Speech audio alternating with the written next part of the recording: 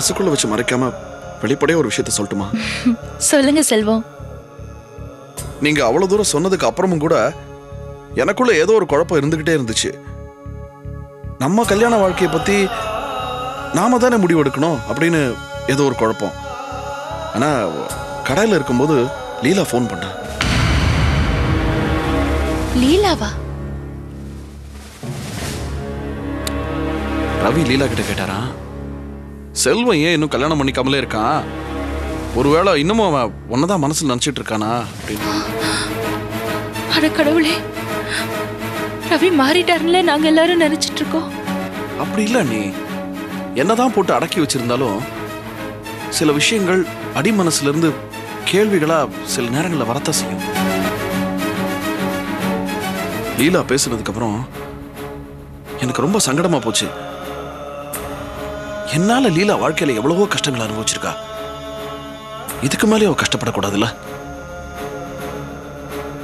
இது நாள் வரைக்கும் என்னன்னா, கல்யாண விஷயத்துல எனக்கு ஒரு தடவை ஏற்பட்ட கசப்பான அனுபவமே போறோம், இனிமேல் அதை பத்தின சிந்தனையே கூடாது அப்படின்னு தான் இருந்தேன். அதனால லீலா வாழ்க்கையில சிக்கல் ஏற்படுதுன்னா வேற வழி இல்லை அண்ணே. அதனாலதான் கல்யாணத்துக்கு ஒத்துக்கலாம்னு முடிவு பண்ணேன்.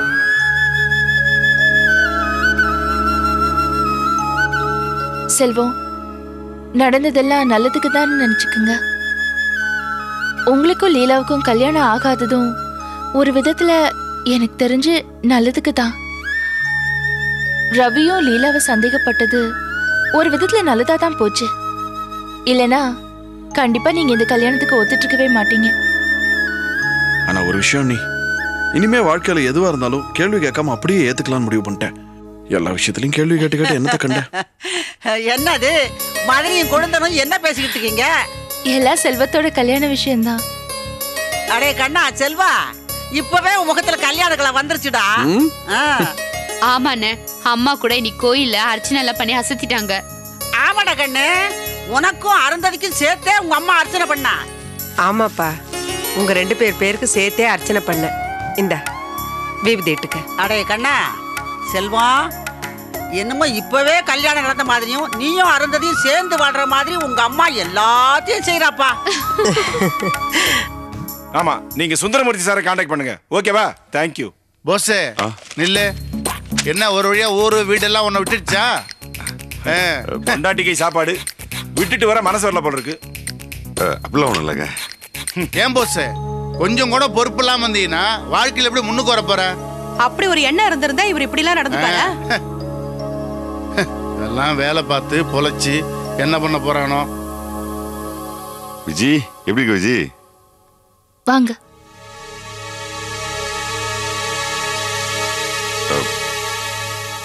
என்ன விஜி? இப்ப எதுக்காக மாமா ஊருக்கு போனீங்க? ஏன் விஜி கேக்குற? பதில் சொல்லுங்க. இப்ப எதுக்காக ஊருக்கு போனீங்க?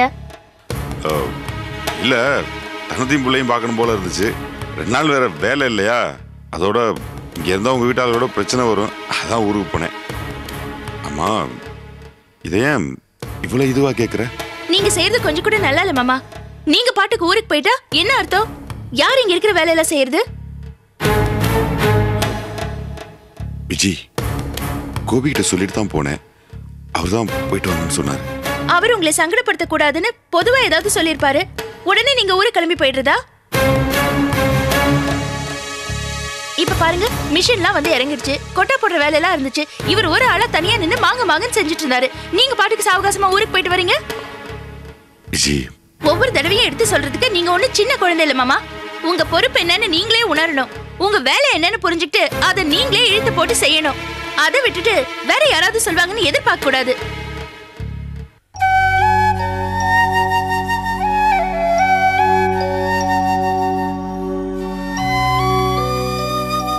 என்ன மாமா, நான் பாட்டு கேட்டுட்டே இருக்கேன், நீங்க பாட்டுக்கு பேசாம போயிட்டே இருக்கீங்க.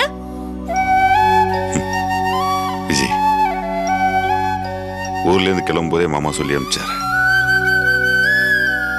எந்த வழியில வேணாலும் பிரச்சனை வரும், அது எப்படி வரும் தெரிஞ்சுட்டு நம்ம தான் வெளியே போகணும். யாரு எப்போ என்ன சொன்னாலும் உன் வேலையை நீ சரியா செய்யன்னு சொல்லி அனுப்பிச்சாரு. மாமா இன்னொன்னு சொன்னாரு. கோபி விட்ட ஆளுங்க என்ன திட்டினாலும் மலுமட்ட மாதிரி பேசாம போயிருன்னு சொன்னாரு. அதான் பேசாம போறேன். மாமா சாப்பிட்டு போங்க மாமா.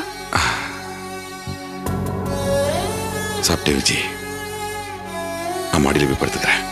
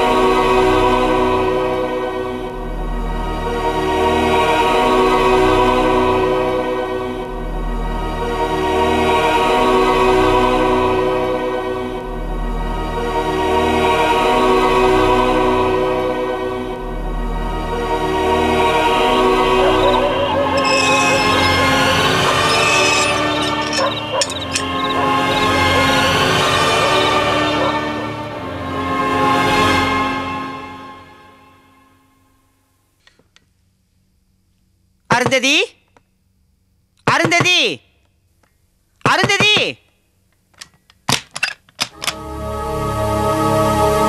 அருந்ததி, எங்கேயும் காணோம். அம்மா அருந்ததி, எங்கேயும் காணோம். அருந்ததி,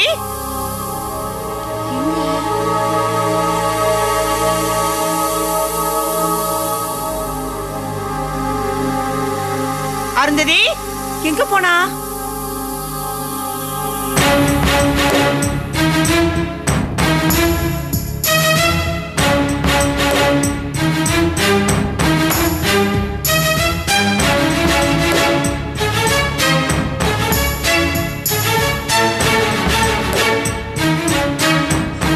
விடுங்க, அருந்ததி வீட்டுல காணுங்க. எங்க போனான்னு தெரியலையே. இவன் மனசுல இப்படி ஒரு எண்ணம் இருந்தா நம்ம கிட்ட சொல்லி தொலைச்சிருக்கலாமே. நம்ம தலையில கல்ல தூக்கி போட்டு போயிட்டாலே பாவி.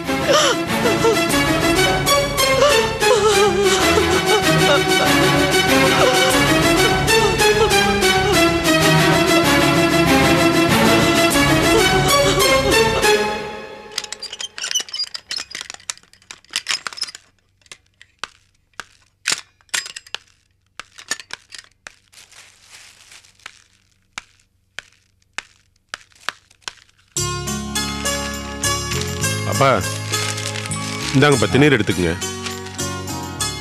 என்னப்பா கோயிலுக்கு போயிட்டு வந்தியா? ஆமாப்பா.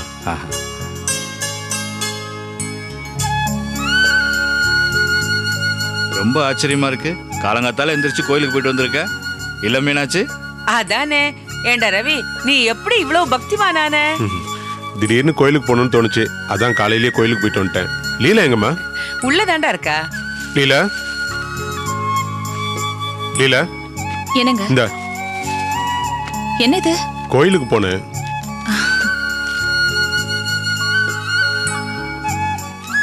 இது என்ன? இதுவா? இதுக்கு ஒரு கதையே இருக்கு. கோவில்ல 2 பொண்ணுங்க பேசிட்டு இருந்தாங்க. என்ன பேசிட்டு இருந்தாங்க தெரியுமா? என்ன பேசிட்டு இருந்தாங்க? அவ கர்ப்பமா இருக்கும்போது அவ புருஷன் இஞ்சி மரப்பா வாங்கி கொடுத்தாராம். அதான் உனக்கும் வாங்கி கொடுக்கணும்னு எனக்கு ஆசையா இருந்துச்சு. அதான் வாங்கிட்டு வந்தேன். இந்த வாங்கிக்க.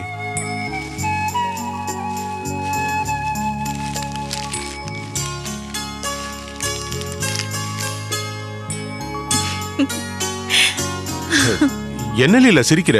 உங்களை நினைச்சா சிரிப்பா இருக்குங்க. என்ன நினைச்சவ? என்ன சொல்ற? உங்களோட பிரச்சனை என்னன்னு உங்களுக்கு தெரியுமா? ஏன் பிரச்சனையா? என்ன சொல்ற லீலா? தெளிவா சொல்லு.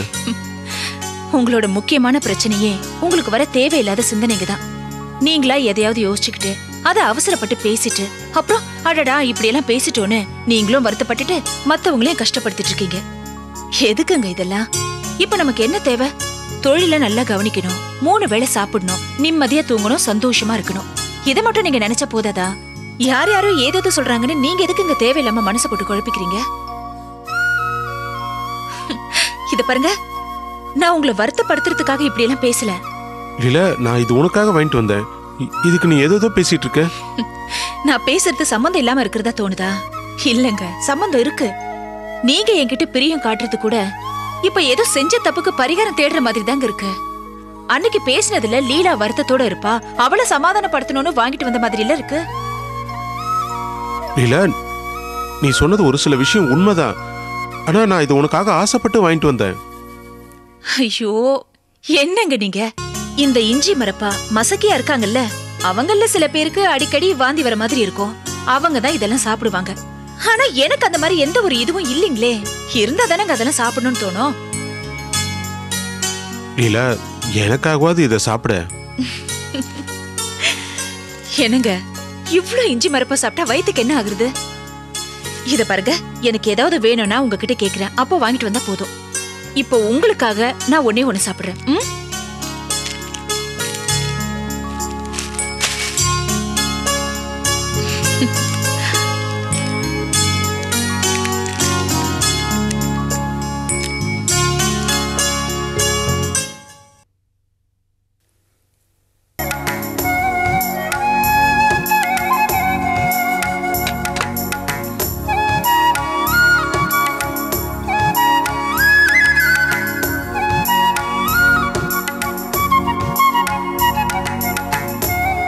மாணிக்கம், நானே கிளம்பிட்டேன். நீங்க என்ன கிளம்பலையாடா? இதோ கிளம்பிட்டே இருக்கேம்மா.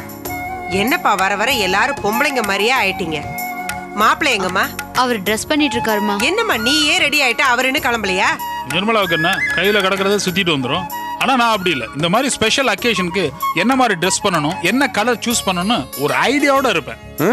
நீங்க ட்ரெஸ் பண்ணிருக்கிறத பார்த்தா அப்படி ஒன்றும் தெரியலையே சந்தோஷ். அப்படியா சொல்ற? இந்த பாமரனுக்கு மாடர்ன் ஆர்ட்ஸ் பத்தி தெரியாது. அதே மாதிரி தான் என்னோட ட்ரெஸ் சென்ஸ் பத்தி உங்களுக்கு புரியாது. நீ ஃப்ரீயா இருக்கிறப்ப சொல்லு, உன்னை பிரிட்டிஷ் கவுன்சில் லைப்ரரி கூட்டு போறேன். அங்க ட்ரெஸ் சென்ஸ் பத்தி ஒரு புத்தகம் இருக்கு, எடுத்து படி. இங்கிலீஷ் தெரியும்ல? ஓரளவுக்கு தெரியும். என்ன மாப்பிள்ள, நேரம் ஆகுதுன்னு சொல்லிட்டு நானே கவலைப்பட்டுட்டு இருக்கேன். நீங்க என்னமோ விளங்காத கதையா பேசிட்டு இருக்கீங்க. ராசா, நான் ரெடிமா. நீ கிளம்பி வரதுக்கு இவ்வளவு நேரமா? ஏண்டியம்மா, உன் வயசுக்கு ஒரு ட்ரெஸ் பண்ணும் பொழுது என் வயசுக்குன்னு ஒரு ட்ரெஸ் பண்ண கூடாதா? எத்தனை வருஷமானாலும் பொம்பளை தாண்டியம்மா. இந்த ஓல்ட் லேடியோட பெரிய நான்சென்ஸா இருக்கு. பிடிச்ச ஏதாவது ஹோம்ல போடணும். அங்க உப்பு இல்லாத கஞ்சி போட்டாதான் உனக்கு சரியா வரும். அப்பா சந்தோஷம், மத்தவங்க கிட்ட மோதுற மாதிரி என்கிட்ட மோதாதப்பா. ஆளாளுக்கு ஒரு கதை பேசிக்கிட்டு இருங்க. சீக்கிரம் கிளம்பணுமேங்கிற எண்ணம் யாருக்குமே இல்லப்பா இந்த வீட்டுல. சரோ, உனக்கு என்ன தனியா சொல்லணுமா? சீக்கிரம் கிளம்புமா. பாத்திரம் அடுக்கி வச்சுட்டு அதெல்லாம் அப்புறம் பாத்துக்கலாமா, நீ கிளம்பு. சரி, இப்பதான் வேலை பாக்குறேன். சரோ, அதான் அம்மா சொல்றாங்கல்ல, அதெல்லாம் அப்புறம் பாத்துக்கலாம், கிளம்பு. என்ன செல்வம், நீ இப்படி உட்காந்துக்கிட்டு இருக்க, கிளம்பலையா? நான் வரலமா. என்னடா இப்படி திடீர்னு சொல்ற? ஏன் ஆண்டி, செல்வம் பொண்ணு பார்க்கத்தானே வரலன்னு சொல்றான். நீங்க ஏதாவது பெருசா நினைச்சுக்கிட்டு டென்ஷன் ஆகாதீங்க. என்னடா செல்வம், என்ன ஆச்சு? நீங்க போயிட்டு வாங்கம்மா, நான் எதுக்கு? நல்லா இருக்கடா நீ சொல்றது. முறைப்படி பொண்ணு பார்க்க போகும்போது மாப்பிள்ளை நீ வரலன்னா எப்படிரா? முதல்ல நீ கிளம்பு, எழுந்திரி. அதுக்கு இல்லம்மா, ஒரு மாதிரியா சங்கடமா இருக்கு. எதுக்கு சங்கடப்படுற செல்வம்? உன்னை விட ஜாஸ்தி படிச்ச நானே எந்தவித சங்கடமும் இல்லாம நம்ம நிர்மலா வந்து பொண்ணு பார்க்கல. அது மாதிரி தான் கிளம்பு. உன்னை என்ன இழுத்து பேசுறது சரியில்லை. Of course உன்னை இழுத்து பேசுறது சரியில்லை தான். பட் என்ன பண்றது? You are my wife, unfortunately. டேய் செல்வம், என்னடா இது? கிளம்புடா. அண்ணே, பெரியவங்க நீங்க போய் பேசிட்டு வாங்க. இதுக்கு ஏன்டா பொண்ணை நீ பார்க்க வேண்டாமா? எனக்கு தான் அருந்ததி ஏற்கனவே தெரியுமே. டேய் முட்டாள்தனமா பேசிட்டு இருக்காதடா. முறை பொண்ணை கட்டுறதா இருந்தா கூட முறைப்படி பொண்ணு பார்த்து பேசித்தான் கட்டணும். அதுதான் முறை. வெட்டிங்க பேசிட்டு இருக்காம கிளம்புற வழிய பாரு. சரி. டேய் மாணிக்கம், வெறும்னா பொண்ணு பார்த்துட்டு வந்தா போதுமாடா? அப்படியே பாக்கவத்திலே மாத்திட்டு வந்துடலாம்ல. எதுக்காக ஒவ்வொரு விஷயத்தையும் தள்ளி போடணும்? கல்யாண தேதியும் உடனே முடிவு பண்ணிட்டு வந்துடலாம்ல. ஏன் நேரா ரெஸ்ட் ஆபீஸ் கூட்டு போய் கல்யாணத்தை பண்ணி வச்சு ஒரு ஹோட்டல்ல ரூம் புக் பண்ணி ஃபர்ஸ்ட் நைட்டையும் கொண்டாடிட வேண்டியதானே? இவர் ஒருத்தர் நேரங்காலம் தெரியாம எதையோ பேசிட்டு இருப்பாரு. பின்ன என்ன ஆண்டி, கல்யாணம் பண்ணிக்க போற மாப்பிள்ளையே இங்க அமைதியா இருக்கான், நீங்க எதுக்கு டென்ஷன் ஆகுறீங்க? ஏன் புள்ள கல்யாணம், நான் அப்படித்தான் பேசுவேன். மாணிக்கம், நல்ல நேரம் பார்த்தாச்சா? 9ல இருந்து 10:30 தானப்பா? ஆமாமா. சம்மந்தி வீட்டுக்கு ஃபோன் பண்ணி நாங்க 9:30 வந்துரும்னு சொல்லுப்பா. போ.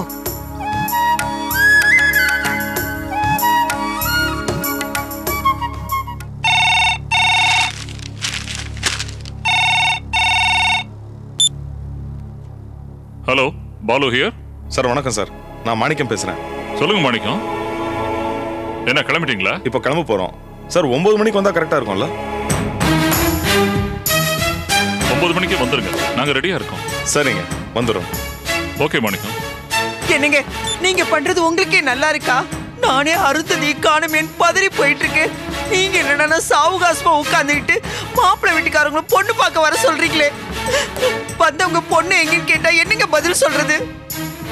அவங்க ஓடி போன விஷயம் எல்லாருக்கும் தெரியணுமா?